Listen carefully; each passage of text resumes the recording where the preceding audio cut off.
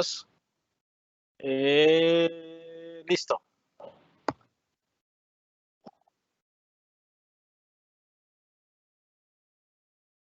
Ok.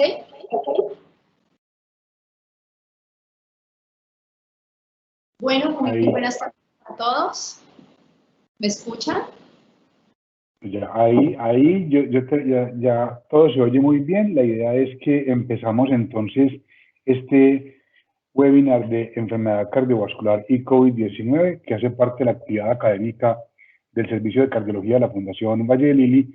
Y hoy nos acompaña la doctora Ángela Herrera, quien es internista y fellow de cardiología en la Fundación Valle de Lili, que va a estar encargada de esta actividad académica enfocada a enfermedad cardiovascular y COVID-19. Doctora Ángela, bienvenida y muchas gracias.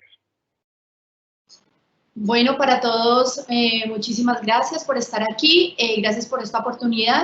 Y bueno, mi nombre es Ángela Herrera, soy médica internista de la Fundación Valle de Lili, fellow de cardiología de segundo año, y para hoy quiero compartir con ustedes algunas palabras importantes frente al coronavirus, que si bien podemos decir que ya se ha dicho mucho o bastantes cosas, y si tomamos en cuenta que hay muchas más muertes que podemos atribuir a hoy en día, todavía la enfermedad cardiovascular, dada la estrecha relación que hemos visto de este virus con enfermedades cardiovasculares causando manifestaciones primarias o bien descompensando ya patologías de base, es por eso que queremos hacer algunas precisiones de su estrecha correlación. Bien, empezando entonces, no pretendo pues hacer una perspectiva epidemiológica porque sé que ya hay muchos datos al respecto. Sabemos como a finales del 2019 en Wuhan se empezó a desatar una, digamos, se lanzó la alerta frente a una infección respiratoria que empezó rápidamente a diseminarse entre la población y que inicialmente estaba caracterizada por unos síntomas que no diferían mucho de otras infecciones respiratorias como dolor de garganta, cefalea, fiebre, tos seca, dificultad para respirar, pero en una subpoblación de pacientes se empezó a ver cómo habían unas manifestaciones que recordaban mucho a una neumonía típica, en muchos casos con desenlaces fatales. Hay unas lecciones que previamente hemos aprendido de otras pandemias y no es la primera vez que nos enfrentamos a infecciones que trascienden las fronteras y que por tanto tienen unas consecuencias a nivel mundial muy importantes. Previamente en el 1918 con la influenza y en el 2009 una segunda epidemia de influenza, y el coronavirus tampoco es la primera vez que nos enfrentamos a él, y ya hemos tenido previas infecciones como el SARS en 2001-2003 y el MERS en el 2012 al 2015, con algunos números importantes de mortalidad en pacientes y con números que también son importantes en cuanto a la cantidad de países que finalmente fueron afectados por estas enfermedades. Regálenme un segundito aquí. Por ejemplo, les comparto estos números que tenemos para el MERS, por ejemplo, 2.254 pacientes, 27 países y 800 muertes, números que están por mucho superados por la pandemia que sufrimos actualmente. Entonces, ¿qué es lo que nos han enseñado finalmente estas pasadas epidemias? Miremos aquí cómo la carga de enfermedad previamente atribuida para la influenza, por ejemplo, en este reporte del 2017, nos mostró cómo tenía una presentación fenotípica diversa, resultado de una patogénesis viral o factores del huésped, y que bien podían presentarse en la fase aguda como modo de debut, en la fase postinfecciosa o como exacerbación de enfermedades de base. Y al menos de estas previas enfermedades conocimos cómo otras manifestaciones como la miocarditis pueden alcanzar niveles hasta el 13%, pero de forma preocupante pensar que también había algún grado de compromiso subclínico, dado que hasta en el 50% de las autopsias se podía encontrar algunos grados de afectación miocárdica. También como resultado de esta miocarditis se podían ver casos de falla cardíaca, arritmias, derrame pericárdico, taponamiento cardíaco, cardiopatía isquémica, y en otros sistemas importante también el compromiso a nivel, por ejemplo, de ACV, encefalitis, Guillain-Barré, mialgias o rhabdomiolisis, a nivel ocular, conjuntivitis, retinopatía, neuritis óptica y complicaciones hematológicas que también hemos visto algunas parecidas en nuestra pandemia actual, como la enfermedad tromboembólica PTT-SHU y el síndrome hemofagocítico. Si pretender hacer una explicación profunda de la biología molecular del virus, sí es importante que reconozcamos y conozcamos algunas características de este virus, cuyo material genético está dado por una cadena simple de RNA envuelta en digamos, en un complejo proteico a través del cual voy a resaltar a la proteína S de Spike, se genera el ensamblaje principal con la enzima convertidora de angiotensina, el receptor de enzima convertidora angiotensina 2, y es esta, digamos, la protagonista de esta relación virus-sistema cardiovascular, a través de la cual el virus logra una endocitosis, ingresar a la célula, y a través de un mecanismo que es compartido para otros virus y que ya conocemos, este material genético emplea toda la maquinaria proteica, codifica sus proteínas, las ensambla y finalmente se generan las nuevas partículas víricas que van a egresar de la célula por un proceso de exocitosis, replicando así, digamos, la cantidad del virus, y este proceso hasta cierto punto puede resultar también citopático y degenerar en daño y muerte celular. Miren entonces aquí cómo las epidemias previas nos han mostrado ya cómo el sistema cardiovascular ha estado afectado, por ejemplo, con diversos grados de manifestaciones.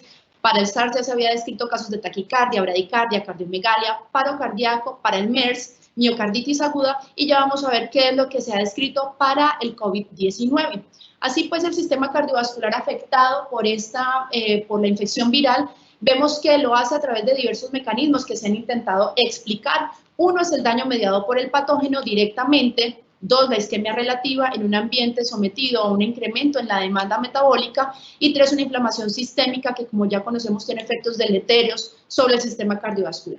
Entonces, la gravedad del síndrome respiratorio, que es lo primario en estos pacientes, y el riesgo de desenlaces adversos, lo que viene a preocupar más ahora es que afecta mucho más a pacientes con preexistencia de enfermedades cardiovasculares. Nuevamente, lecciones aprendidas de previas epidemias por virus parecidos. Vemos que hasta el 50%, por ejemplo, en esta serie de pacientes afectados por MERS, esto fue en el 2016, 50% diabéticos, 40%, un poco más, 48% hipertensos, 30% con enfermedad cardiovascular o cardiopatía isquémica y 16% eran obesos. Que también veníamos aprendiendo de las previas epidemias, es como el compromiso cardíaco puede estar existente aún en presencia de fracción de eyección normal. Y en este estudio que recopiló datos del desempeño cardiovascular a través del índice de desempeño miocárdico, con valores normales para que todos lo tengamos en cuenta, a menor valor, mejor desempeño miocárdico, a mayor valor, peor desempeño. Vemos como en el inicio de la enfermedad los pacientes tenían un peor desempeño con mayores números de índice de desempeño miocárdico, y conforme avanzaba la enfermedad, digamos, los pacientes lograban sobrevivir a la enfermedad, estos índices de desempeño miocárdico mejoraban. Lo mismo, por ejemplo, para los tiempos de relajación isovolumétrica, otra medida de función ventricular, estaban gravemente alterados en un principio de la enfermedad, y conforme avanzaba y los pacientes se recuperaban, pues estos mejoraban. Vemos como también había una correlación importante entre los pacientes con peores índices de desempeño miocárdico y mayor necesidad de ventilación mecánica, hablando de esto de que en general tenían un peor estado clínico. Ahora, ¿qué hemos venido recogiendo de los pacientes ya directamente afectados por el COVID-19? Que es uno de los primeros reportes que recopiló cerca de 59 pacientes que compartían como nexo epidemiológico haber estado en este mercado de comida exótica, por decirlo así, y en quienes en 41 de ellos se confirmó la infección. Vemos cómo no es despreciable la cantidad de pacientes con comorbilidades, cerca del 30%, y ya empezaban a delimitar en ellos el grado de compromiso miocárdico. Miren aquí cómo se midieron los niveles de troponina, y si bien en promedio estaban en valores normales, sí hubo una subpoblación de pacientes, un 12% de ellos, para quienes superando el límite superior normal, el percentil 99 del límite superior normal, se caracterizó para 12% de ellos, 5 de los 41, que tenían una injuria cardíaca. Entonces esto ya se empezaba a ver. Lo que pasa es que el número fue pequeño para permitir ver pues, la magnitud. Los datos que empiezan a recoger un número mayor de pacientes, ya con 138 pacientes en este otro hospital, vean cómo cerca del 50% de los pacientes tienen comorbilidades, y encabezando la lista hipertensión y enfermedad cardiovascular, y una proporción un poco mayor de pacientes estaba ya se ve de manera objetiva afectada por la injuria cardíaca y vemos cómo los pacientes con injuria cardíaca tienen mayor probabilidad de haber sido ingresados a la UCI, esto entonces contando como un marcador de severidad de la enfermedad. Vemos de la mano que también van las arritmias. Y números que empiezan a crecer y que ya empiezan a establecer una correlación, no solo con severidad de la enfermedad, sino con mortalidad, nos muestra cómo de 416 pacientes, el 19% que estuvo afectado por injuria cardíaca, hay ciertas características que es importante resaltar. Por ejemplo, vemos que eran pacientes de mayor edad, en su mayor proporción eran pacientes de sexo masculino, y miren aquí cómo la carga de morbilidad fue mucho mayor para los pacientes que tuvieron injuria cardíaca en comparación con quienes no la tuvieron, eran en mayor probabilidad de ser hipertensos, diabéticos con enfermedad coronaria o falla cardíaca crónica. Y miren también de forma muy interesante cómo estos pacientes estaban mucho más inflamados, niveles de proteína C reactiva, procalcitonina, y los biomarcadores de daño miocárdico estaban mucho más elevados en estos pacientes con respecto a los que no.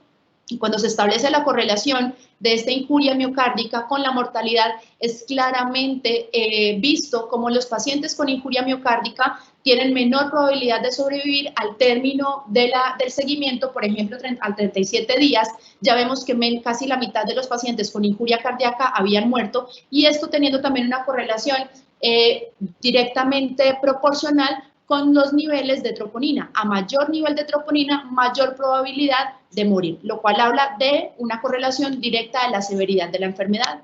Cuando establecieron un modelo de regresión multivariado de Cox, lograron dar un peso un poco, digamos, más visible, un poco más tangible, un poco más objetivo a la injuria cardíaca, y vemos cómo tiene un HR como riesgo de mortalidad independiente de otras variables, la injuria cardíaca, y esto inclusive ocupando el segundo lugar con respecto al SDRA como manifestación principal de la enfermedad.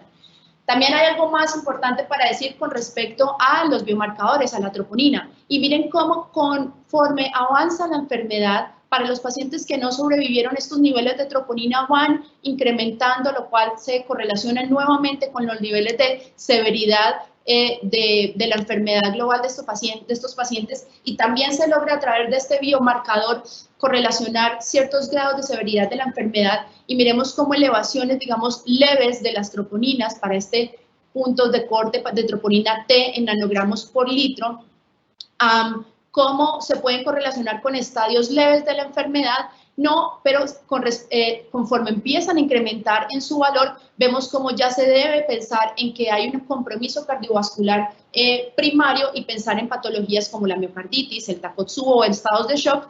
Es importante que los caractericemos a partir de los niveles muy elevados de troponina. Y ya los datos que empiezan a recoger mucho más cantidad de pacientes, 72.000 pacientes, nos corroboran cómo la mortalidad es mucho mayor en los pacientes que tienen enfermedades cardiovasculares si se le compara con otras comorbilidades. ¿Y qué es lo que pasa con un paciente que tiene previamente una morbilidad cardiovascular? Pues esto se puede descompensar debido a una alta demanda metabólica que está inducida por la infección en un paciente que ya de entrada tiene disminuida su reserva cardíaca. Y miren cómo este escenario inclusive nos puede llevar a que pacientes con, por ejemplo, enfermedad aterosclerótica y placas de ateroma que previamente estaban inestables ya con su propia carga de células inflamatorias, en este microambiente de severa inflamación se pueden estabilizar y generar entonces así la ruptura de la placa y la formación de coágulo y finalmente la oclusión total de vasos, dando como resultado que estos pacientes pueden afectarse no solo por infarto tipo 2, por un imbalance entre la oferta y la demanda, sino también hay que estar alertas frente a la posibilidad de infartos tipo 1 desencadenado por estos mecanismos. De ahí que sea tan importante y que las sociedades recomienden no suspender los medicamentos que se utilizan de base para estos pacientes, y que de hecho para muchos de ellos se intensifiquen algunas terapias. La gran protagonista en todo esto definitivamente es la enzima convertidora de angiotensina 2, que como vimos media el ingreso del virus a la célula, pero no solo eso, sino que esta sufre una degradación y una regulación en negativo, lo cual tiene efectos deleterios en el sistema cardiovascular, como vamos a ver. Esto se pudo comprobar de, por ejemplo, la infección previa por SARS, en donde para ratones que tenían mutaciones, algunos positivos para enzima convertidora de angiotensina 2 y otros negativos para este receptor, se vio como los ratones infectados con el virus y que tenían el receptor tuvieron de forma significativa mayor cantidad de virus presente en sus miocardiocitos, pero de forma llamativa, además, los niveles como tal de enzima convertidora de angiotensina, esta proteína, estaban disminuidos. Cuando correlacionaron al tiempo con pacientes con cadáveres de personas que habían muerto por SARS, encontraron también en el miocardio de los pacientes afectados, en 35% de ellos, el genoma del virus. Entonces vemos cómo se puede comprobar que el virus también afecta de forma directa al miocardiocito utilizando este receptor, y vemos cómo aquí en los cortes histopatológicos algunos de los efectos que tenemos es el incremento de fibrosis e inflamación, y cuando se caracteriza la población celular más predominante, vemos cómo es la población de los macrófagos. Aquí vemos un corte de un paciente, de un miocardio, de ratón, perdón, con mayor contenido de macrófagos, y esto también se logró cuantificar. La población linfocitaria no es la que predomina, y esta es una de las características histopatológicas. Bien, con esto entonces vamos viendo como la capacidad del SARS-CoV para utilizar la enzima convertidora de angiotensina como receptor in vivo y la presencia del genoma del virus dentro de los miocardiocitos sugiere que el SARS-CoV puede infectar de forma directa el sistema cardiovascular y en este caso los miocardiocitos. Esta presencia en los corazones podría estar asociada además con una disminución en la expresión de esta proteína, y los efectos nocivos de esta infección podrían perpetuarse por una rápida regulación negativa de esta enzima convertidora de angiotensina 2, lo que aumentaría la acción de la angiotensina 2 y o la pérdida de los efectos cardioprotectores de la angiotensina 1,7. Y miren aquí como en este esquema que es resumido del sistema renina-angiotensina, la enzima convertidora de angiotensina 2 que degrada la angiotensina 2 a angiotensina 1,7, la cual tiene unos efectos muy contrarios a la angiotensina 2, que es, digamos, vasodilatador potente. Vemos que si se degrada la enzima convertidora de angiotensina 2, lo que vamos a tener es un incremento de la actividad de la angiotensina 2 sobre sus respectivos receptores, con todos los efectos deleterios, esto como resultado de lo que hace el virus. No solamente la emplea como mecanismo de entrada, sino que regula de forma negativa y disminuye su expresión. Bien, aquí en este esquema vemos entonces cómo son múltiples las vías por las cuales se afecta el sistema cardiovascular, y vemos cómo en la interacción del virus con los diferentes tejidos. Pulmonar, se expande toda una respuesta inflamatoria y liberación de citoquinas. Miocárdico, daño miocárdico directo con miocarditis que puede ser fulminante en muchos casos, derivar en falla cardíaca y en arritmias, y también como resultado de todo el ambiente proinflamatorio, daño miocárdico directo o bien inestabilidad de las placas ateroscleróticas y diversas manifestaciones de enfermedad cardiovascular. Algunas palabras frente a algo que fue una preocupación alguna vez, y es que si los pacientes consumiendo los medicamentos de base para sus enfermedades cardiovasculares debían suspenderlos. Definitivamente la posición es que no se deben suspender ni los IECA ni los ARA2, considerando que son mucho más benéficos los efectos de la protección que estos confieren y el control de sus enfermedades versus que si los suspenden. Tanto así que hay una posición de algún experto que se atreve a mencionar que inclusive que es el Entresto, el inhibidor de neprilicina y del receptor de angiotensina 2, pudiera tener algunos efectos benéficos a considerar, dada la inhibición que genera sobre el sistema, sobre el receptor de angiotensina 1. Con esto, digamos, lograr aminorar un poco los efectos sobre el sistema renina-angiotensina-aldosterona y algunos efectos también inflamatorios que podrían lograr neutralizarse a partir de la inhibición de la neprilicina. Por lo tanto, pues a considerar que no se suspenden los medicamentos de base. Para terminar, quisiera contarles un caso al que nosotros estuvimos expuestos, digamos, tuvimos la oportunidad de ver en carne propia, pues cómo se manifiesta en el sistema cardiovascular esta enfermedad. En principios de abril tuvimos este caso de este paciente, un masculino de 38 años de raza negra, que llegó con una semana de síntomas gastrointestinales, tos, fiebre y disnea. Evoluciona rápidamente a falla respiratoria, requiere intubación y estos son algunos de los exámenes que tenemos inicial, donde tenemos una radiografía de tórax en la que es evidente un compromiso con opacidades intersticiales y alveolares difusas en ambos campos pulmonares, dando cuenta pues de todo el compromiso pulmonar que tenía en este momento este paciente. Además, un electrocardiograma en el que no vemos que hay alteraciones agudas que hablen de isquemia, vemos una taquicardia sinusal, tampoco hay otras alteraciones del ritmo, de la conducción o alteraciones del QT que llamen la atención, y su estado hemodinámico, digamos, alterado, sí, en forma importante por una taquicardia, sin embargo, sin hipotensión, también estaba con hipoxemia a pesar de que estaba intubado, y para este paciente, dado su cuadro clínico inicial,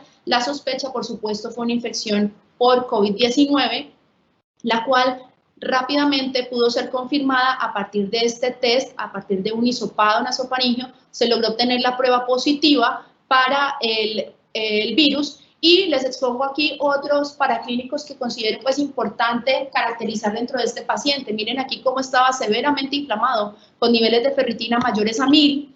Además, se caracterizó una injuria cardíaca a partir de una troponina muy elevada, en 356, la troponina para nuestro punto de corte que es hasta 34, una PCR también muy elevada, y además otro marcador importante de inflamación, como lo fue la interleuquina 6, se encontraba en niveles severamente elevados, dando cuenta del severo estado inflamatorio, toda la tormenta de citoquinas que estaba encima de este paciente. Para este paciente además se caracterizó por medio de un ecocardiograma limitado por muy mala ventana, que tenía un deterioro moderado de su contractilidad global, con una FEBI que se estimó alrededor del 35 al 40%. Vemos aquí en estas proyecciones subcostales, realmente fueron las que se pudieron obtener porque tenía muy mala ventana. Se ve que tenía unas paredes de un grosor normal, sin embargo la contractilidad global se encontraba moderadamente disminuida, esto de la mano con el marcador de injuria cardíaca que teníamos elevado, que era la troponina. Es un paciente que tuvo una estancia, digamos, considerable en UCI, cerca de 17 días, 12 días de los cuales estuvo bajo intubación orotraqueal, cursó con una falla multiorgánica que incluyó, aparte de su deterioro respiratorio, falla renal e injuria cardíaca, como lo pudieron ver. Tras lograr ser extubado y hacer digamos, un destete con cánula de alto flujo y otras medidas de soporte general, el paciente logró, digamos, superar su enfermedad con una tercera prueba que resultó ser negativa. Es un paciente que resultó vivo al alta hospitalaria, pero en quien pudimos ver de primera mano todo el compromiso, no solamente multiorgánico, sino cardíaco desencadenado por el virus. Así pues, termino estas palabras que quería compartir con ustedes acerca de la importancia de reconocer cómo la enfermedad cardiovascular está afectada en forma, digamos, puede ser una manifestación incluso primaria de la enfermedad. Muchos pacientes pueden debutar con una manifestación cardiovascular como, digamos, su primera y única manifestación, infartos de miocardio, fallas cardíacas, miocarditis. Por lo tanto, estar alertas frente a esta posibilidad y de forma, digamos, un poco también preocupante, para no bajar la guardia, saber que los pacientes que ya tienen enfermedades cardiovasculares se pueden ver severamente afectados por esta enfermedad. Por lo tanto, hay que mantener un alto índice de sospecha, dado que tenemos una alta prevalencia de estas enfermedades cardiovasculares y siguen siendo la principal causa de mortalidad a nivel mundial. Con esto me despido, les agradezco muchísimo y ahora quedo atento si tienen algún tipo de pregunta o algún tipo de intervención. Muchas gracias. Doctora, muchísimas gracias. Creo que excelente presentación. Y teniendo en cuenta lo que usted nos ha comentado ahora, vamos a abrir el espacio para las preguntas. Quedan invitados los que tengan alguna pregunta, algún comentario adicional para que lo puedan hacer y en la medida del tiempo trataremos de responderlo. Contamos con el apoyo también del doctor Luis Fernando Pava y agradecerles a ustedes la participación. Creo que es una gran aceptación. En este momento tenemos 378 asistentes que esperamos seguir llegándoles día a día. Y sin más preámbulos, entonces empezamos, doctora, con la primera pregunta con respecto a la enfermedad cardiovascular y COVID-19, y es si hay alguna recomendación para hacer seguimiento de enzimas cardíacas, hacer de pronto una curva de enzimas cardíacas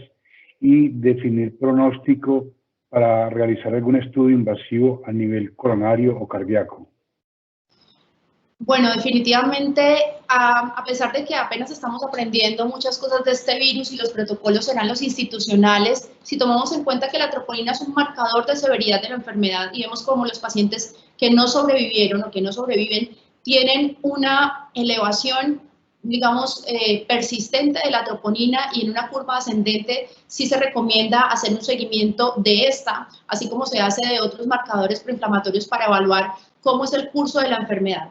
¿En qué punto distinguir si esta elevación de troponina o la magnitud de la elevación de la troponina corresponde per se a la severidad de la enfermedad o bien está siendo una manifestación de un compromiso primario, llámese por ejemplo una miocarditis o una enfermedad coronaria que se esté manifestando, un infarto de miocardio? Realmente ha sido un tema de mucha discusión y de una dificultad, digamos, mucho más elevada frente a otras enfermedades, y lo que se recomendaría en este caso es hacer una serie de conjunto y de evaluación multidisciplinaria para determinar en qué punto, digamos, más allá de la injuria per se, estamos teniendo, por ejemplo, complicaciones como tipo infarto de miocardio. Sí podríamos establecer una relación directamente proporcional, eventualmente sí, y tendríamos que sumarlo de la mano pues con otros test que nos ayuden a dilucidar si es un mecanismo de isquemia distinto por enfermedad coronaria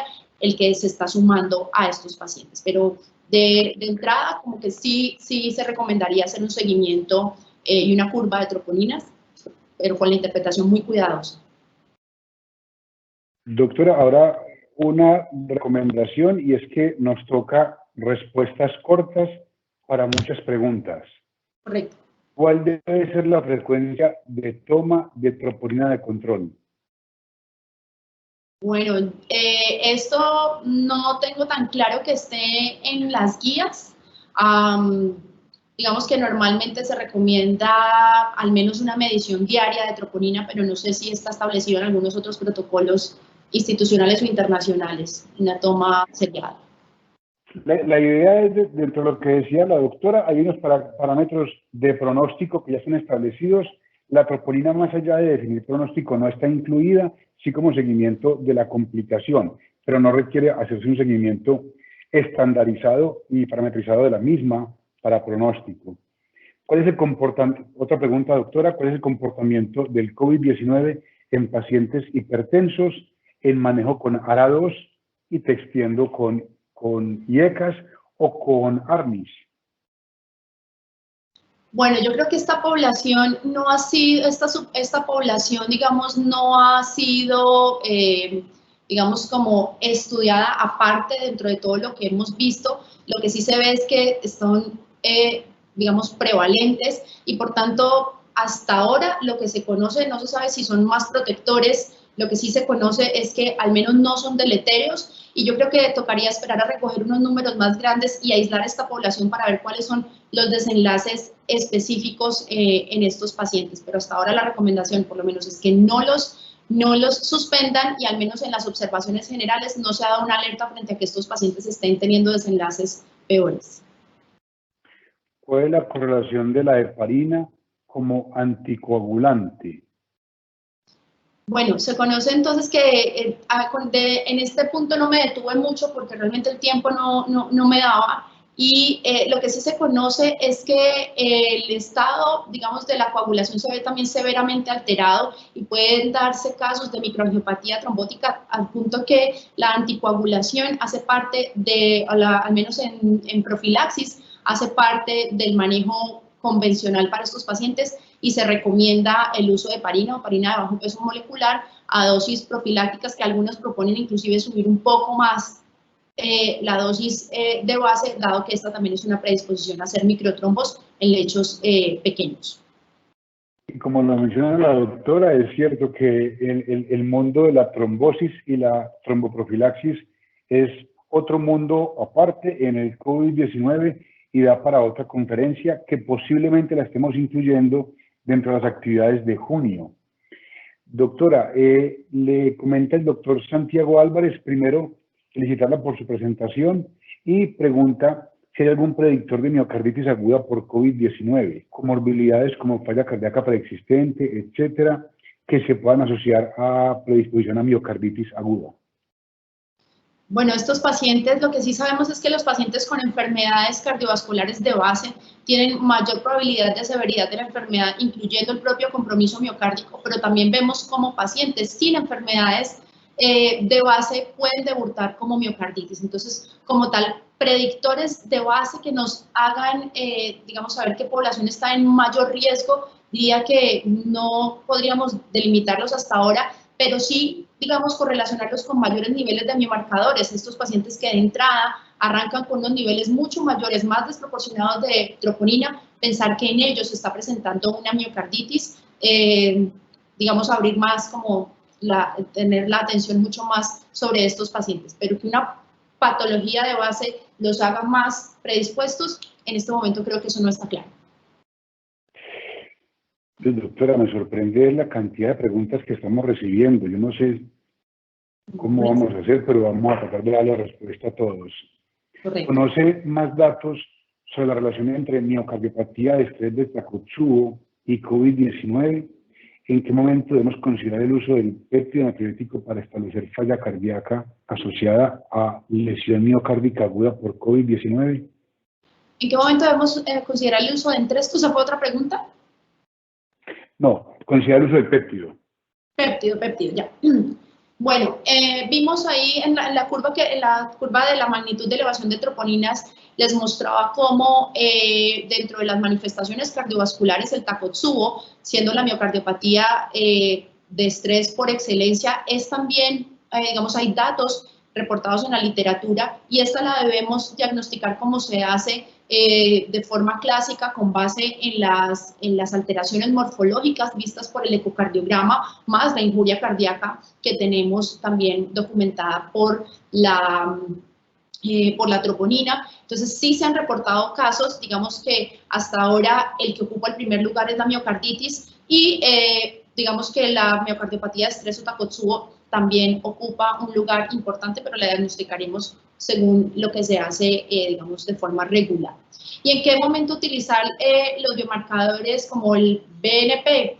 Bueno, pues ahí en lo que les mostraba hace parte también de uno de los marcadores digamos, de daño o de compromiso cardiovascular, pero vemos como algunos pacientes pueden tener elevada la troponina a nivel digamos, de injuria miocárdica, pero no tener elevados los niveles de BNP y por lo tanto creo que debe hacerse una correlación, digamos, muy juiciosa ya en el contexto clínico del paciente y no digamos, a pesar del del poder importante que tiene el BNP para discriminar pacientes con falla cardíaca, es contextualizarlo más en el cuadro clínico del paciente con el peso mayor que tiene en este caso la troponina, porque vemos que en algunos casos el BNP no está severamente alterado en pacientes que inclusive pueden tener injuria miocárdica. ¿Qué tan frecuente es el compromiso pericárdico asociado al miocárdico en la infección por COVID-19? Lo que se describe, digamos, usualmente es la miocarditis, pero todos conocemos cómo la miocarditis puede acompañarse con diversos grados digamos, de prevalencia a un compromiso pericárdico y por lo tanto no sería infrecuente encontrar pericarditis y ahí, digamos, hacer el conjunto de una miopericarditis, pero como tal, como manifestación o compromiso cardiovascular primario aislado de una miocarditis, diría que es bajo y va de la mano junto con todo el compromiso inflamatorio ya dado por la injuria cardíaca establecida. Doctora, desde República Dominicana la saluda el doctor Félix y le pregunta cuál es el protocolo de manejo COVID-19 en Colombia estipulado, perdón, es decir, dentro del protocolo de manejo del COVID-19 en Colombia está estipulado el uso de hidroxicloroquina más acitromicina. Y si es así, ¿cuál ha sido la experiencia? Bueno, realmente creo que esos protocolos desde el Ministerio de Salud, digamos, esos lineamientos se están estableciendo y las lecciones las hemos estado aprendiendo sobre la marcha. Al menos puedo hablar desde la experiencia institucional. Nosotros sí estamos empleando a nivel de nuestra institución la hidroxicloroquina y la acitromicina. haciendo la vigilancia, digamos que corresponde frente a las preocupaciones que hay de este tratamiento y las complicaciones cardiovasculares. Y hasta ahora, digamos que yo creo que los resultados son parciales y no podríamos sacar conclusiones definitivas sino hasta que esto termine y tengamos unos números un poco más contundentes. Pero sí, nosotros estamos utilizando hidroxicloroquina y acitromicina con la monitoría que corresponde a nivel cardiovascular. Al menos en la institución en la Valle del Lili lo hacemos. Correcto. Teniendo en cuenta la asociación de COVID-19 con enfermedad cardiovascular en pacientes con UCI, ¿hay algún protocolo para búsqueda activa de compromiso cardíaco? Sí, de hecho, dentro del screening inicial que se le hace a estos pacientes, que incluye los paraclínicos de base, un hemograma, marcadores inflamatorios, incluyendo la PCR, también se incluye algunos marcadores de lesión tisular como la LDH, la ferritina también como marcador de inflamación y la troponina como marcador tanto de injuria cardíaca como marcador independiente de pronóstico para estos pacientes, y al menos en lo que se tiene protocolizado en Fundación Valle del Lili, a estos pacientes de entrada se les hace troponina para estratificar la severidad y pronóstico. ¿Se debe hacer PCR para COVID-19 a un paciente que debuta con infarto agudo de miocardio sin ningún síntoma respiratorio? Realmente lo que se recomienda es una caracterización en términos de riesgo, digamos riesgo epidemiológico. Sí, por el contexto, más allá de la presentación como tal de la patología primaria, hay algo más que lo haga sospechar: contacto con personas con síntomas respiratorios, viaje reciente, y según eso se establece un riesgo alto, moderado, bajo o intermedio para COVID-19. Y en Fundación Valle del Lili, al menos, puedo hablar por lo que trabaja nuestra institución, dado que estos pacientes, por ejemplo, si van a ser sometidos a una intervención de tipo intervención coronaria percutánea o van a ser sometidos a algún tipo de procedimiento, por protocolo se está haciendo la prueba de COVID-19.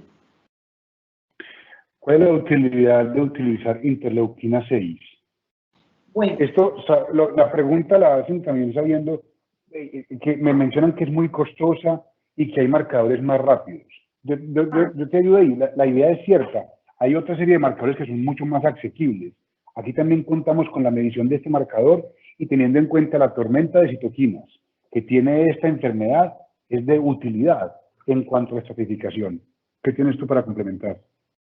Que hace parte de un conjunto de marcadores que ayudan a guiar no solamente para caracterizar qué tan severamente inflamado y enfermo está el paciente, sino también para guiar terapias, dentro de ellas el uso de tocilizumab con unos puntos de corte que se han preestablecido, al menos de forma institucional, y que en conjunto con otros marcadores de inflamación llevan a que, tras una evaluación muy juiciosa y corroborar el estado inflamatorio severo que tiene el paciente, sean algunos candidatos al uso de tocilizumab como parte pues, del manejo integral.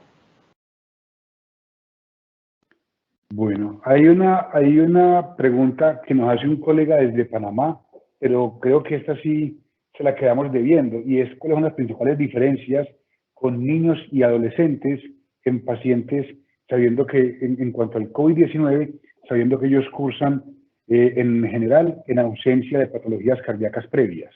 ¿O usted quiere meterse en el ruedo y responder eso?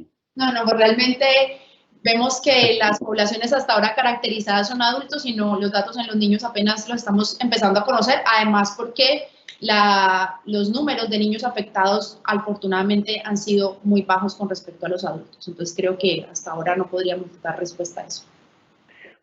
Uso de esteroides y miocarditis.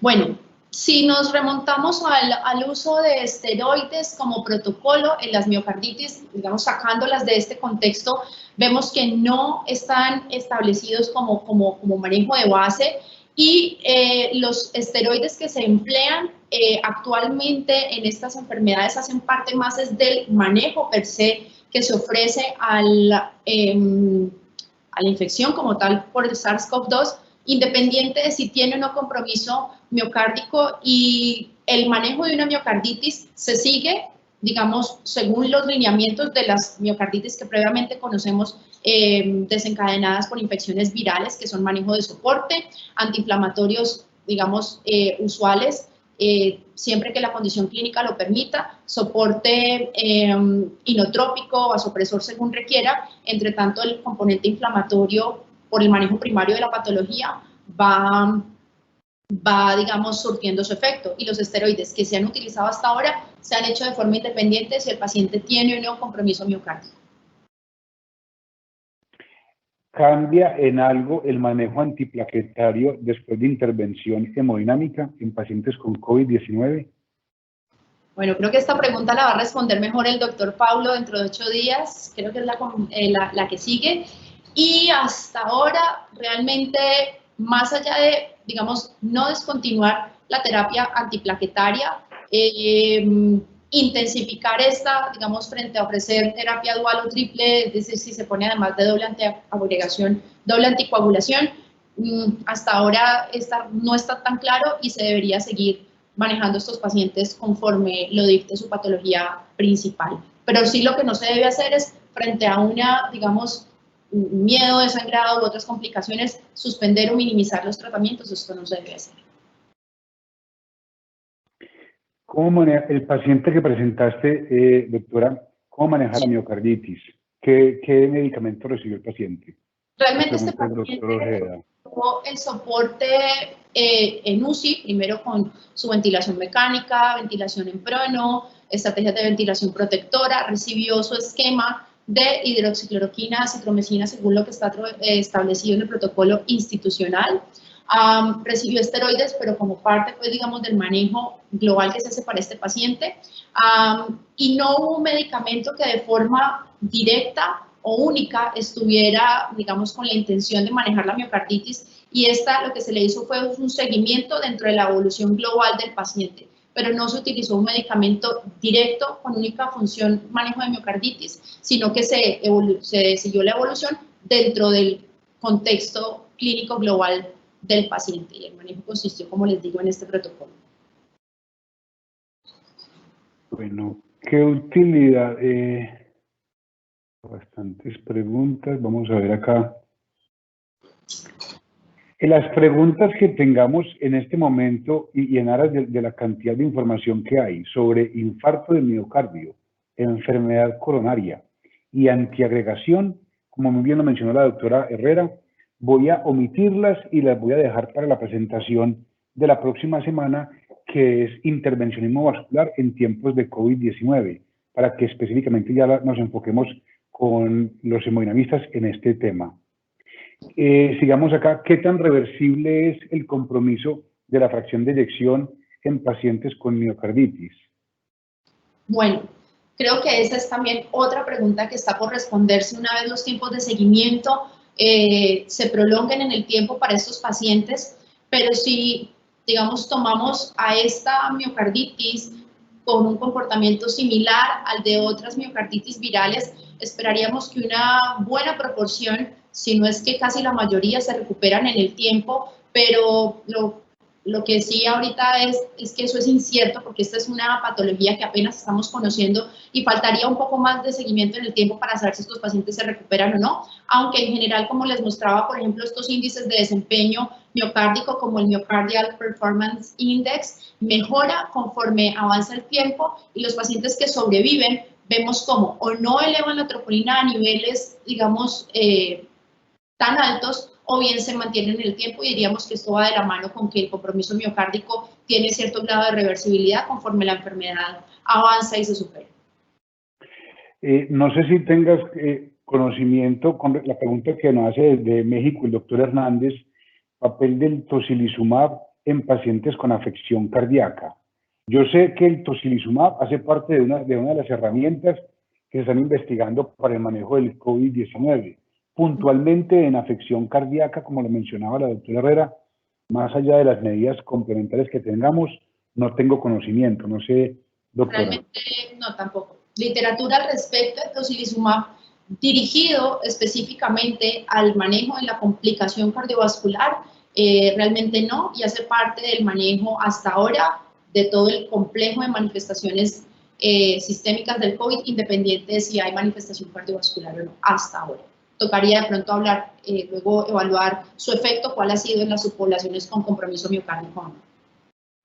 Hay dentro de las sugerencias, y aprovecho para invitar a ustedes a que por correo electrónico nos planteen los temas que quieran sean tratados en próximas actividades. No, ahora estamos, digamos, como en el mes del COVID y tocando puros temas de COVID, pero no todos los temas van a ser de COVID-19. Así que si tienen temas sugeridos, nos los pueden enviar al correo electrónico o a través de la Oficina de Educación de la Fundación para revisarlos e ir asignándolos dentro del cronograma. Uno de los temas que se ha planteado es lo de anticoagulación y trombosis asociada al COVID. Hay varias preguntas con respecto al uso de anticoagulantes, tromboprofilaxis, diagnóstico de TEP y demás, y eso lo vamos a trabajar en una de las conferencias que vamos a programar para el mes de junio. Sí, es un capítulo extenso y aparte. Correcto. Hay un tema importante que menciona un doctor, y es que en Colombia, según el INS, la hipertensión arterial es la principal comorbilidad, por encima de diabetes, obesidad y enfermedad coronaria. Y la población más afectada es entre los 20 y 69 años. No son los adultos mayores los más afectados. Los pacientes hipertensos se mueren más porque llegan descompensados o la hipertensión se desarrolla en la evolución de la enfermedad. Sí, bueno. Lo que es importante ahí es que estamos viendo nosotros que la población más afectada es población más joven, pero la mortalidad sigue siendo mayor en pacientes mayores, con y sin comorbilidades cardiovasculares previas. También hay una mortalidad asociada a pacientes con enfermedad cardiovascular preexistente, y en Colombia también hemos visto que es hipertensión, diabetes y obesidad. Pero esto no quiere decir que porque los pacientes adultos mayores en número sean más, no sean los que más se enferman, los que tengan más mortalidad. Bueno, veamos qué otras preguntas hay. Todo paciente COVID positivo debería tener asumamos, todo paciente COVID positivo hospitalizado debería tener un ecocardiograma. Sí, digamos que yo creo que esto debe tomar muy en cuenta protocolos institucionales y los recursos con los que cuente cada institución, pero sí tomamos en cuenta que estamos caracterizando a través de la troponina a estos pacientes, cómo objetivizar si esta troponina corresponde o no a solamente la injuria o si ya hay un compromiso también en el desempeño cardíaco, haría que estos pacientes vayan de la mano con la ecocardiografía, pero también entiendo que esta debe tener un uso racional, bien dirigido, y esa también es una charla que viene dentro de 8 días, pero es decir, deberían ir de la mano siempre que los recursos y la condición clínica del paciente lo permita, pero también tomar en cuenta que hay ciertos índices que pueden no estar alterados, como por ejemplo la fracción de eyección, sin que esto excluya que este paciente tenga peor pronóstico y que tenga compromiso cardíaco. Agradecemos la presencia del doctor Pava en esta mesa de trabajo, y entonces le hacemos una pregunta a él para que desenvuelva el micrófono. Para el tratamiento con hidroxicloroquina, ¿tienen un test para identificar pacientes susceptibles a alteraciones electrocardiográficas o arritmias por este tipo de tratamiento? Bueno, primero felicitar a la doctora Herrera, el doctor Juan Esteban y a todo el equipo que hay detrás de esta conferencia, que es bastante importante y trabajador en nuestra institución. Test especiales no hay, solamente electrocardiograma para medir el QT y el QT corregido. Si el QT corregido es muy largo, hay que tener ciertas precauciones de no aumentar la dosis o de retirar algunos medicamentos, etc. Pero parece que el riesgo por los 3, ¿cierto, doctora Herrera? Los 3 reportes que hay de hidroxicloroquina, cloroquina, acitromicina, han dicho que hay muy poca arritmia por QT. ¿Cierto, doctor Juan Esteban? los datos reales hasta ahora realmente han logrado como apagar un poquito, digamos, esta alerta que en algún momento surgió frente a la contraindicación que puedan tener y sigue estando, digamos, al frente de las recomendaciones que se hacen usuales para el uso de estos medicamentos, que son las predisposiciones normales que el paciente tenga para prolongación del QT, como tenga de base prolongado, uso de otros medicamentos o alteraciones electrolíticas, que siguen siendo pues como recomendaciones usuales para este y otro tipo de medicamentos con ese riesgo. Pero en los números reales, afortunadamente, los datos no han sido tan miedosos.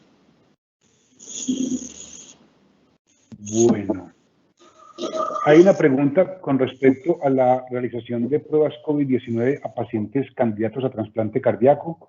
En este momento la recomendación que hay a nivel mundial es que todo paciente que va a ir a trasplante cardíaco requiere una prueba de COVID-19 previa al trasplante, e igual en la evaluación epidemiológica del donante también debe, en la medida de lo posible, tener una prueba COVID-19 previa al proceso de rescate y donación. Dependiendo también del entorno epidemiológico, se puede hacer necesario descartar la prueba por el mero hecho del riesgo epidemiológico del donante o del receptor. Pero en general, y en la actualidad, sí se debe considerar las pruebas. ¿Qué recomendaciones daría para el seguimiento de la cardiotoxicidad asociada al uso de la cloroquina e hidroxicloroquina? Yo creo que la cardiotoxicidad estaría definida más que todo por la parte eléctrica. No sé si el doctor Pava quiera aclarar algo adicional. Básicamente la toxicidad cardíaca viene dada por bradicardia, posibilidad de bloqueo auriculoventricular y prolongación del QT con arritmias ventriculares tipos torcidas de punta, que son completamente diferentes a las taquicardias de otros pacientes con cardiopatía. Entonces, las torcidas de punta y el QT son un tema aparte que hay que tener en consideración con la monitoría del paciente, fundamentalmente vigilando el intervalo del QT y vigilando si hay trastornos del ritmo. Perfecto. Muchísimas gracias. ¿Es adecuado diagnosticar hipertensión? Acuérdense lo que decía la doctora al comienzo. Eso es una enfermedad nueva que va cambiando cada día, vamos teniendo mucha más información y mucho de eso no tenemos evidencia. Doctora, pregunta Tatiana, ¿es adecuado diagnosticar hipertensión en un paciente asintomático que curse con COVID-19 hospitalizado? Bueno, está como dura la pregunta, además que yo creo que pues si nos vamos por la parte de la fisiopatología en la que vemos una hiperactividad del sistema renina-angiotensina con efectos potenciados de la angiotensina 2 sobre los receptores, todo por lo que vimos por la regulación negativa, uno diría, bueno, este paciente tiene alguna causa en curso que lo explique. Por lo tanto, yo creo que debemos ceñirnos a las guías internacionales del diagnóstico usual con los puntos de corte y las formas de medición usual que se hacen para todos los pacientes, independiente de si cursan o no con la infección. Y hasta ahora, digamos que no podríamos atribuir hipertensión arterial, digamos, como causa directa y al menos no como una enfermedad que se vaya al menos a perpetuar en el tiempo como causa del COVID-19. Creo que hay que seguir los lineamientos actuales internacionales de cómo se diagnostica la hipertensión arterial en los diferentes escenarios, hospitalizado, en consultorio o ambulatorio. Nos preguntan también, creo que es repetida con respecto a la conferencia previa, ¿cuál es la experiencia entre hipotiroidismo y COVID-19? Yo no tengo ninguna. ¿No? Y si vemos entre las comorbilidades señaladas en los grupos poblacionales que hasta ahora se han publicado, de estar presente, realmente la proporción de estos pacientes es baja, de manera que no podemos establecer si esta es una población que de forma especial tenga algún tipo de afectación. Hasta ahora creo que los números no permiten dar una conclusión al respecto. ¿Es recomendable en este momento de la pandemia atender por el servicio de consulta externa de cardiología en forma presencial pacientes ancianos o de alto riesgo? Bueno, realmente la recomendación y los protocolos vienen siendo establecidos por las sociedades, pero también a nivel institucional, y realmente considerando que esta es una población de riesgo, tanto por la edad como por la enfermedad cardiovascular, pero que de todas maneras requieren una intensificación en su control. Estos métodos actuales de teleconsulta deberían ser una alternativa y deberíamos hacer uso de ellos para que en la medida de lo posible se tenga al menos un control de síntomas de estos pacientes, quienes tengan forma de monitorizar su presión arterial en casa, que brinden estos datos a partir de esta consulta, y en la misma identificar síntomas o signos de descompensación y realizar los ajustes. En la medida de lo posible, digamos, limitar la exposición a ambientes hospitalarios de estos pacientes, a menos que en la consulta que se haga de forma no presencial se detecte que sea inminente pues la necesidad de que el paciente acuda. Perfecto. Y se conoce si los pacientes con enfermedad cardiovascular previa tenían un peor desenlace porque las enfermedades estaban más o menos controladas.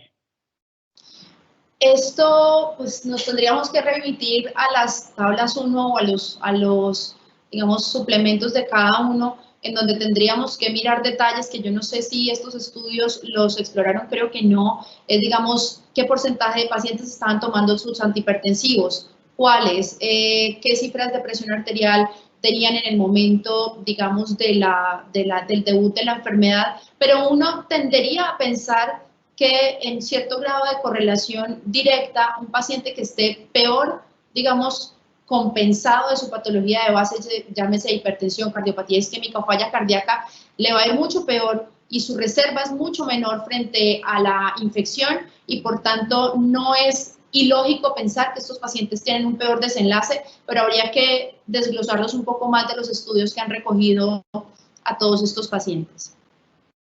La complicación cardiovascular más frecuente en COVID-19 obedece a su fisiopatología inflamatoria o a la formación de trombos.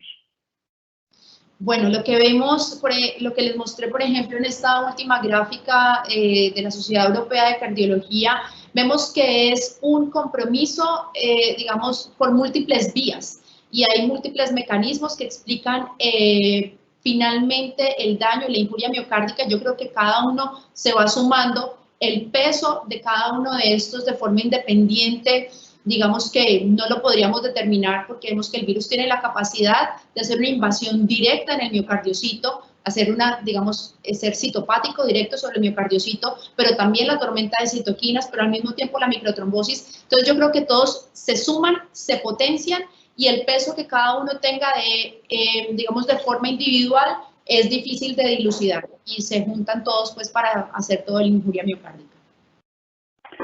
Bueno, creo que hemos terminado la actividad académica. Pues me alegra muchísimo la gran cantidad de preguntas que hemos recibido.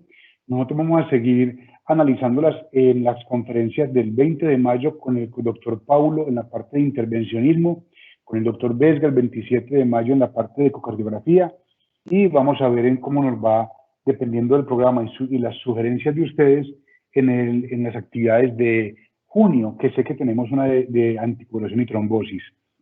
Logramos tener para esta actividad más de 400 asistentes. A ustedes muchísimas gracias.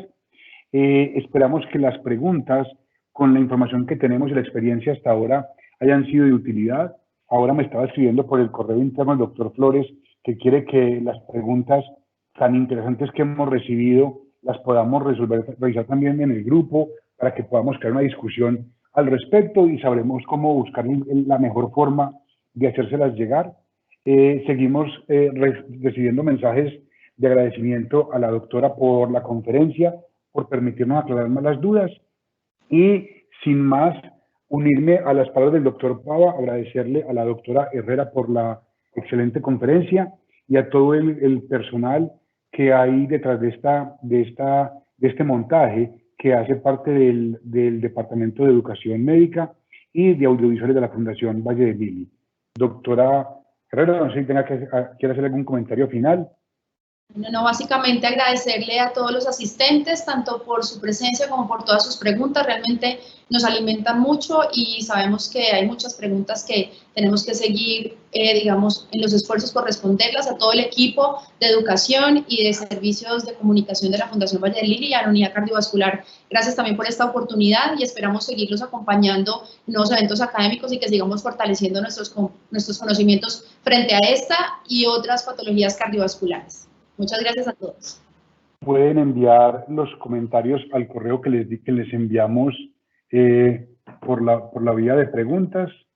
Este es eventoslili@fbl.org.co para que ustedes se comuniquen ahí para cualquier pregunta, cualquier inquietud y temas que quieran ustedes plantear. No es más, a ustedes muchísimas gracias. Esperamos que cada vez tengan menos dificultades para poderse conectar y obtener sus certificados. Nos vemos en 7 días con la conferencia Intervencionismo Vascular en tiempos de COVID-19 a cargo del doctor Manuel Paulo, cardiólogo hemodinamista. Muchísimas gracias. Hasta luego.